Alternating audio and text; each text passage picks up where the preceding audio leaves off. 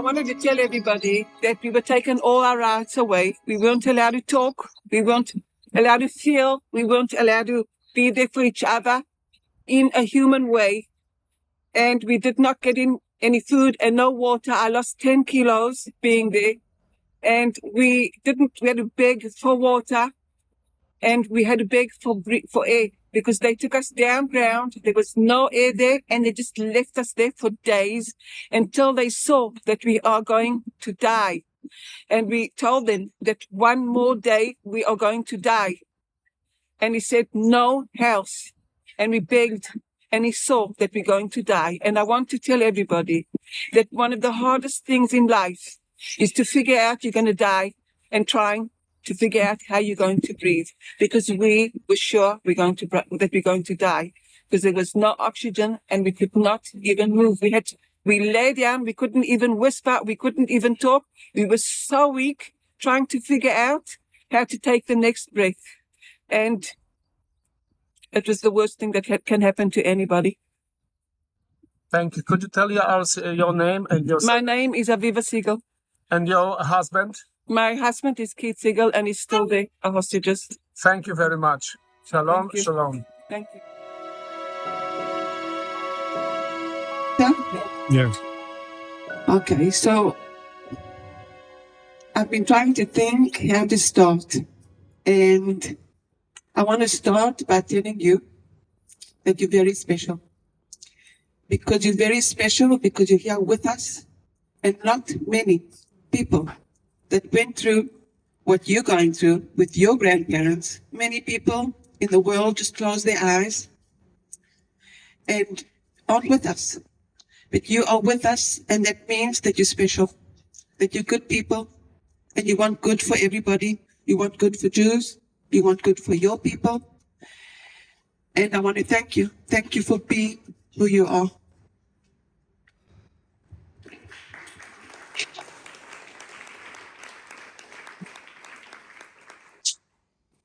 So I heard Nina, and I have to start by this too.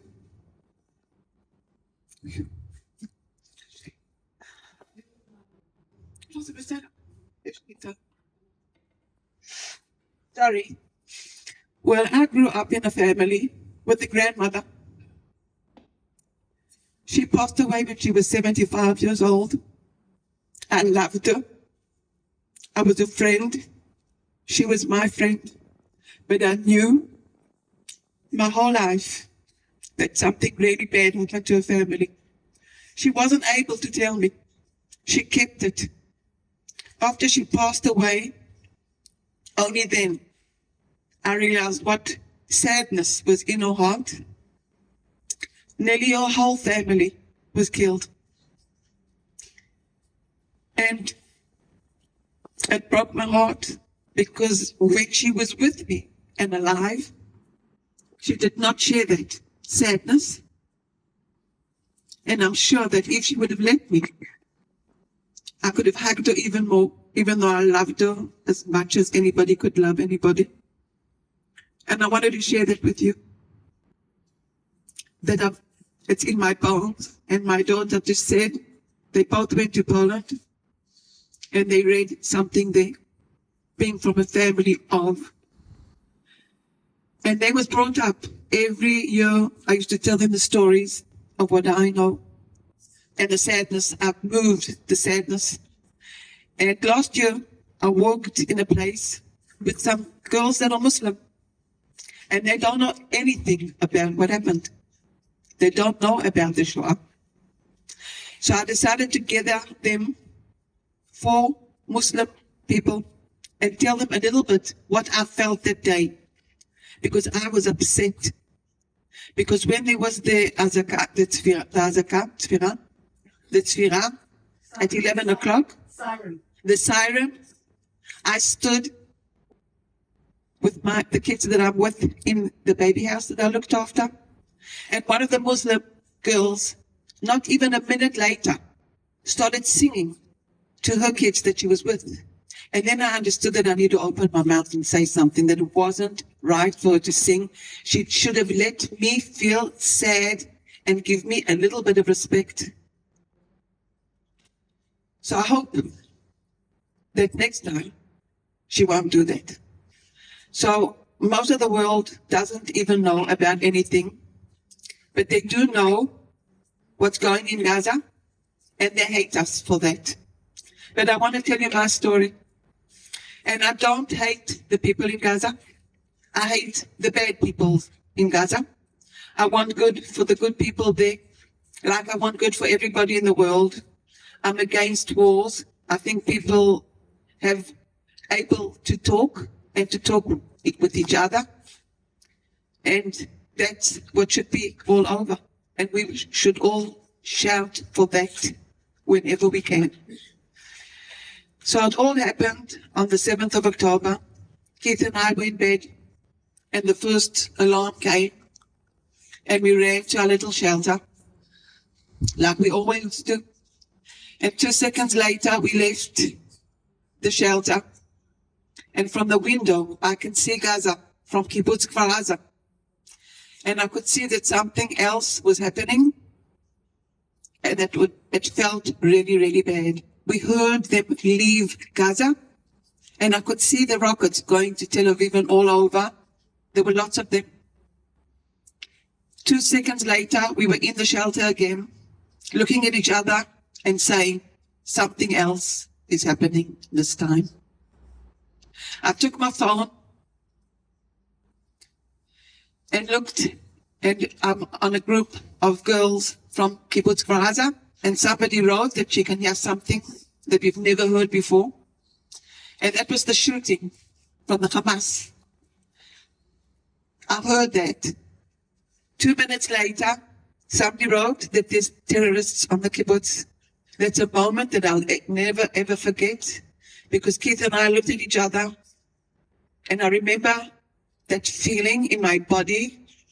Wow, what does that mean? I was shaking, Keith was shaking, we were together. And then I said, we didn't lock the window, and we didn't lock the door. So we locked the window, and we locked the door. And Keith said, don't worry, we're okay. 10 minutes later, on the same group, somebody wrote that somebody from Kfar Aza was killed. So I said to myself, wow, terrorists, they're killing people. So we sat in a little shelter behind the door and tried to figure out if they shoot from the window, where to sit, and we just sat there, shaking. My son, that's 40, wrote to us that he's holding his fingers and that he can hear the Arabic from outside. And we got disconnected from him. So I was there for 51 days, not knowing what happened to Shai, my son. But I was sure, 100%, that he was dead.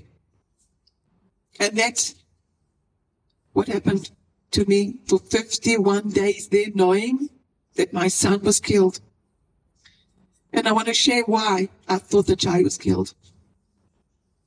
When they took us to Gaza in Keith's car, in a brutal way, they pushed us. Keith fell. They broke his ribs. They shot around us, and one of the bullets hit Keith, and he was bleeding. I was the only one that took care of Keith. We arrived in Gaza, and we were taken down underneath the ground. And I forgot to tell you that Keith told me all the time while we were on our way, we need to run away. They're going to take us to Gaza. And I said, Keith, how?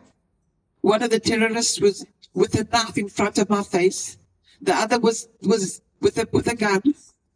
And when they came into the room on Kfar Aza, there must have been about 15 of them screaming and shouting and happy to see who they caught. What saved us is that Keith put his head on his knees and his hands on his head. I stood up and screamed. But I know now that that's what saved us, because my neighborhood was all kidnapped or killed. 63 people from my neighborhood were killed. I know nearly all of them. Some were burnt alive. 2 babies, 10 months old, were just left without parents because they killed them. 2 kids, 9 and 7, hid themselves in the cupboard while their mother was lying dead in front of them. A family of 5 laid on the bed, hugging, and was shocked. A woman raped in front of the family, in front of the children, and then killed. What happened on the 7th was beyond any human being to even believe that things like that can happen. It was too much of nasty, brutal. It's quite impossible for me to understand how a person could do things like that. I'm a person and I feel that I'm made from different material. And I just don't understand. And I don't think that I'll ever understand how people could act like that. I tell the people that come from the army to ask me questions, and I beg them. I want to stand in front of them and ask them, how did you behave like you did? I'm 63 years old, and I want to answer. How do people behave like that? So we arrived to Gaza, Keith and I was trying to tell Keith, we can't run away. They'll kill us. And I said to Keith, okay, we're going to go to Gaza. So that means that I was in a complete and utterly out. I wasn't connected. My body wasn't connected. My mind wasn't connected. I couldn't even think straight. But we arrived, and we were the first ones to arrive. 5 minutes later, somebody from Gaza came. He was full of blood. His head was open. His pants were full of blood. His legs were full of blood. I was in a shock when I saw him. He was in a shock when he saw me. But we hugged. And I held his hand. And we shared something. Going through what we went through. He told us that they shot the dog. And that the blood on his pants and his legs are from the dog. And I was thinking about Shai, my son. He's got this dog. Shuvit is her name. She's like a human being. He loves her. And I was just imagining there all the time that he protected her while they killed her. And then they shot him. Another family came down. 10 minutes later, a mother and 3 children. They told them to sit like they told us to sit. The mother couldn't. And she said they killed her in front of my eyes. So I said, maybe she's not dead. Wait, we're going to go home soon and you'll figure out that she didn't die. Because not every time you shoot somebody, you die. And that's what I believed. She turned around and looked at me in the eyes and she said, they killed her. They shot her first. In front of the mother. In front of the 3 kids. They killed my husband. He tried to protect us with a stick. So they killed him. In such an easy way. They were like monsters. I used to say at the beginning like animals, but animals are good. Animals would never, ever behave like they did. They were brutal. They were mean all the time. People asked me if, because I was older, and Keith is older, Keith is 65 years old, if they behaved, they did not. Even though I could have been their grandmother. They did everything they wanted. They took all the human rights that you could think about. We weren't allowed to talk. Sometimes they let us whisper. We weren't allowed to stand. We weren't allowed to move. We weren't allowed anything. We were starved while they ate in front of us. We were thirsty while they drank in front of us. One of the days, the bottle was empty hours ago. And I begged Keith, please ask for water. I feel bad. I felt like I'm going to faint. And Keith looked at me and said, I've asked so many times. So I said, Keith, just once more, please. Because I was scared to ask. So he asked. And the Hamas terrorist did that with his hands. As if he didn't understand. Luckily, later, we got a bottle of water. It was difficult. Most of the time, we were in dark places. Keith and I were moved 13 times. So we were up ground and down ground. And they treated us like we were nothing on earth. I always say that the only two rights that I had, if I lie on my back or if I lie on my side when I'm lying down. Because for hours, that's what we did. We just had to lie down, not move. And the other thing was what I think in my head. That somebody said something yesterday that I didn't even realize. She said that they even took the thoughts away from her. Because they used to come in and say, and that's what we used to do, that everything's okay. So if we felt and our face was a bit upset, they used to come in and say that we have to say that everything's okay. So they took the thoughts away from me also. One of the days they came in and I was just so upset because they upset me. Because one of the worst things was seeing what they did to Keith and what they did to the girls. Whatever they did to me, I handled.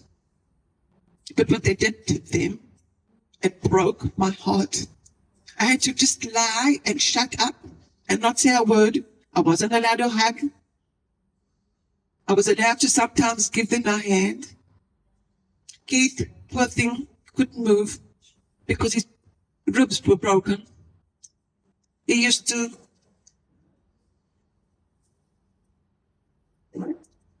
feel bad and sore all the time while they forced him to sit. And I used to ask him, please let him lie down for 5 minutes to relax his body just a little bit because he was in so much pain. And they didn't let him. They told him to sit because that's what they did. They told us to be nobody, nothing, all the time. They made fun of us, laughed at us, while we just wanted to die or cry or hug each other. One of the days they took Keith into the shower and shaved him, looking like an Arab, shaved underneath his arms and told him to shave underneath in his intimate place. And after an hour when he came out, he looked at me and he said, I felt so humiliated because the guy that did it, the Hamas terrorist, was maybe 22 years old. And you get the feeling that they can do whatever they want to all the time. And they just stood, looked at him and laughed as if it was a joke. I wanted to die. So many times there, I lost hope. They used to tell us all the time that Israel does not exist. The whole world is bombing Israel. And that we'll never go back to Israel. I believed them. And I thought that I was forgotten. And if I am forgotten, maybe they can't find me. They don't even know where I am. And many times, when they tortured me, they tortured Keith, and they tortured the girls, I used to say to myself, I just want them to kill me. I want to die. I don't want to feel. I don't want to be here. I lost 10 kilos. When I got out, I could hardly stand. I had to lean on somebody to walk. It took me a month and a half to take a plate like everybody else. I had a tummy infection, a really bad one. It took me more than 5 months before my blood came stable. It wasn't stable. And now I am here, standing, and telling you my story, but it's not my story anymore. I'm only, from my toe until the end of my head, Keith's wife. And that's what I am. I'm the mother of these gorgeous daughters that do everything they can to help. But I feel that I'm on a mission to bring Keith home, to bring the girls home. And that's what I'm doing.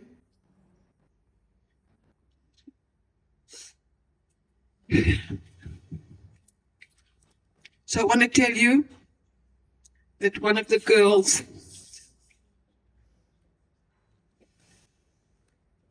came back after she was in the bathroom. And I could see by her face that something happened. So I got up and I gave her a hug. And the terrorist started screaming at me and her. And I said to him, don't worry, I love her. And she was quiet, we were quiet, we knew that something happened. I remember thinking, I wonder what happened, but something bad happened. She was quiet, we were quiet. And after a couple of hours, she came up to me and she said, he touched me. We were all crying and upset. And we knew that's going to be another thing that we're going to go through.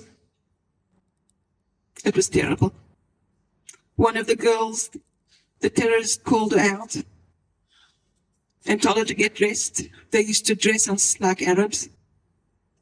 They told her to get dressed. She started getting dressed and she turned around. She said, I'm scared he's going to take me and I'm going to be alone. She wasn't able to finish the sentence. He hit her in front of me. He pulled her hair, pushed her. She fell on the floor with the gun. He pointed it in her face and said, one more word, you'll be dead. I shaked. I don't know how. I didn't get up and scream at him, but I couldn't because my mouth was shut. My body was shut. They took her to the next room with a blanket, handcuffed her, put the blanket all over her, and hit her. She did not say a word. When she came back, she was red. Her hair was standing. She was hit all over her body. They hit her with guns and sticks. 4 of the terrorists. We were crying in our hearts again because we weren't allowed to cry. A little later, I went up to her and whispered, how come you didn't shout? And she said, I didn't want to give them the pleasure. She was so strong. We were all strong. We tried to pretend that we're strong, but we weren't. And when you look at me, or anybody looks at me, I don't look like a Jew. I could look like anybody from Europe. But I'm a Jew, and that's what happened. But now, in Gaza, there's 8 tides. There's people from 27 countries. They asked us if we've got a passport from a different country. And Keith, because he's American, he decided to tell them that he does not have a passport. And I asked him, why didn't you tell them? And he said that I was scared that they would take me out and leave you there as an American. And he's still waiting there, being American. And I want to tell you that I'm scared that they're hiding him so much because he's American, because he's worth a lot. We don't know anything about Keith. We did get a video about a month ago, and we know that Keith was alive then. I didn't see the video. I couldn't see the sadness in his eyes. It would be just too much for me, even though the video was done for me and for my family. It's too difficult. We don't know if he's alone. We don't know if he's alive. We don't know if he'll ever come back. And we don't know if he'll ever come back alive. When she spoke about her mom, that on the grave they wrote her number and that she survived, the first thing in my head said to myself, I'm going to push. I want Keith back alive. I don't want to bury him after going through what he went through. And I want all the girls and the boys and everybody there to come back as soon as possible. They deserve a life because they're good, innocent people were taken from their houses in pajamas.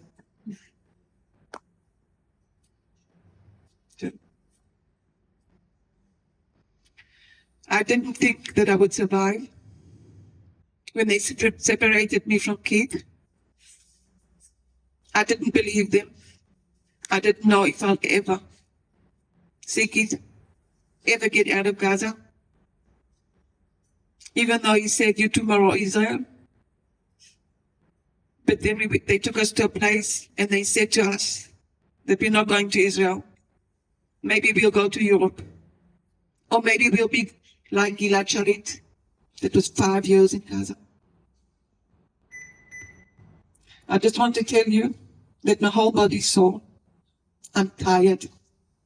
I'm sick to my stomach, thinking that Keith is still there for nearly 8 months with all the other hostages. Every once in a while we get a message that they found bodies, that somebody else was murdered on the 7th. And what we're going through is too much for human people. I remember when we arrived there, after a couple of hours, I looked at Keith and I said, Keith, you and me at this moment have become history of this world. We need to change the world, all of us together. Shout up aloud as much as we can to change, because we're just people with hearts. Thank you.